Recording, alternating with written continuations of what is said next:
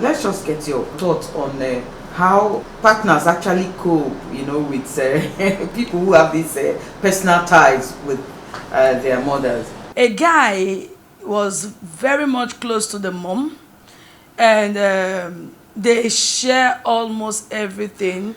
And reason being that the dad died while he was still very young, tender, and it was just him and the mom. And this made the bond between both of them to be so strong that he can't do anything without letting the mother know about it. It got to the extent that even the girl he wanted to get married to, he brought the girl to the house, and the girl was shocked that they entered into the house, and first thing that happened was the boy kissing the mother, that because that's the normal thing they used to do. And this kiss we are talking about is not peck. This peck, you peck here, mommy, how are you doing? They kiss mouth to mouth. And the girl was like, what? You say this is your mom? He said, yes, this is my mom. He said, why did you kiss her? He said, that's how we do it here. And then at night, the room they were to sleep, the guy left the room and went to sleep in the mom's room. He said he cannot sleep without the mom. So the ties was like so strong that even while they were eating, the mom will feed him, he will feed the mom, and the girl got so fed up. The girl said, I can't take this. One of the things I will tell you is there are some things that you can fight, there are some things that you cannot fight. Just decide, choose your battles wisely. Don't dissipate your energy on battles that you may not win any trophy.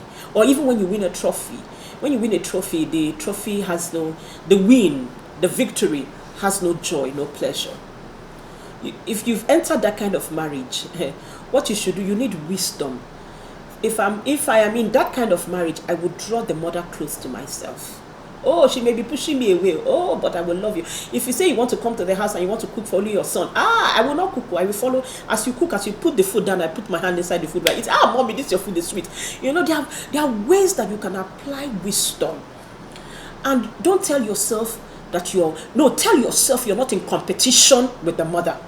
The mother is the mother, the wife is the wife. Because if you go into marriage or you are in that marriage with a combatant mode, ready to fight, something must suffer. Your husband may suffer.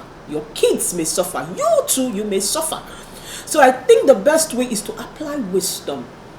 And also have a conversation with your husband. But some men too, when it comes to their mom, they become so emotional and sentimental that they say, you don't know what this woman suffered for me. Oh, how she sold her wrapper, how she sold all her jewelries. Oh, how she was hawking under the rain and the sun so that I could go to school. Now I've gone to school, now you are looking at a finished product and you don't want to value my husband. In all of these circumstances, let me tell you, try not to devalue the mother.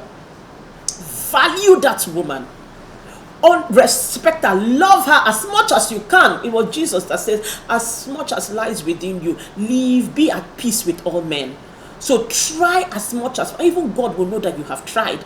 But many times we don't try. We just say, I've tried to love her. Okay, now it's fire for fire, and you think you have peace in marriage. Be sensible and know that a time will come. The woman herself will leave this world now. We're not praying for her to die, but a time will come. We're all age now. She will leave. So there is no need fighting and trying to be in competition or trying to say, I want to win my husband over my... No, remember, you will be a mother or you're already a mother. So check it. What you sow is what you reap. Did you experience all of this thing we're talking about? You see, every time I say I'm really blessed because I didn't have to fight battles that other women fought. I think I married a man, like I used to, even yesterday night when we were having conversation about our marriage, I told him that, the early years of my marriage, I used to ask him, are you sure you haven't been married before? Because of the maturity in the way that he handled issues. I remember when we were dating and then we knew we were going to get married. My husband said to me, I need to, because then he used to go to his mom's place. He was living on his own, but he used to go to his mom's place almost every day after work to eat. So as I came into his life and we became serious, he told me, and I started going with him. After work, we will meet, we'll go to his mom's place, we'll eat dinner, then he would drop me off at home. But he said something. He said, I need to reduce the amount of time that I spend with my mom so that it doesn't come as a shock after I get married to you and then there's a distance. So my husband on his own started reducing the number of days he used to go to his mom's house, then reduced eating in his mom's house. He said he doesn't want his mom to now start fighting when I get married to him, that I came into his life and took him away. That's one of the ways that my husband protected me. Another way that he protected me is that he was used to giving his mom certain amount of money every month. He said, my mom needs to know that there is somebody who is in my life now, so that when we get married, it does also come as a shock. My husband started sharing the money. He would give me some part of the money. So he was like he prepared his mom for his marriage. He prepared. So if you're a young man listening to me, it is your responsibility to protect your wife. It is your responsibility to prepare your mom and your family for the new person that you're bringing into the family. It is your responsibility to shield and defend her from the things that she may face as she's coming into that marriage, and prepare the ground to make it easier for her.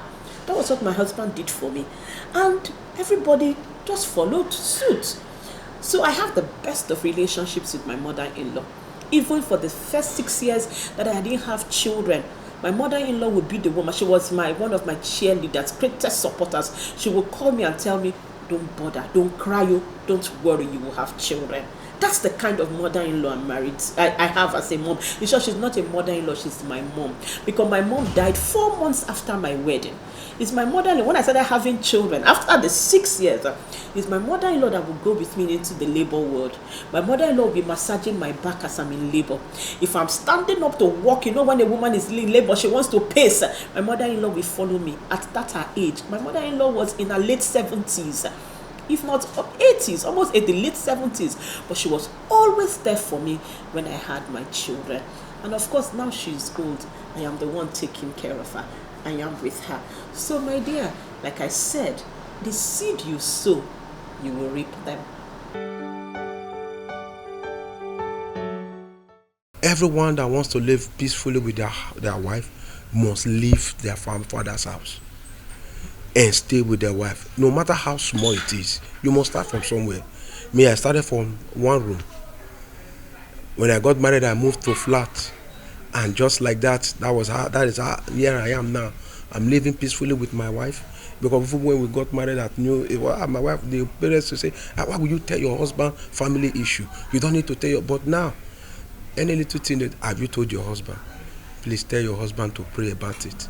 So you just have, everything is patient. You just have to make the move of living and take responsibility for yourself and your family, and then you see that things will sort out themselves.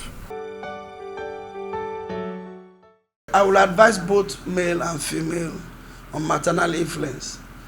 What shows your maturity is you being able to stand your ground as a man and handle your matters. Not your mother telling you what to do to your wife, or your mother telling you what to do to your husband. It's not so, except you invited them because there are certain cases you couldn't handle. Even at that, their counsel has to be retraced by both of you in your bedroom. And that is your boardroom. You sort it out there.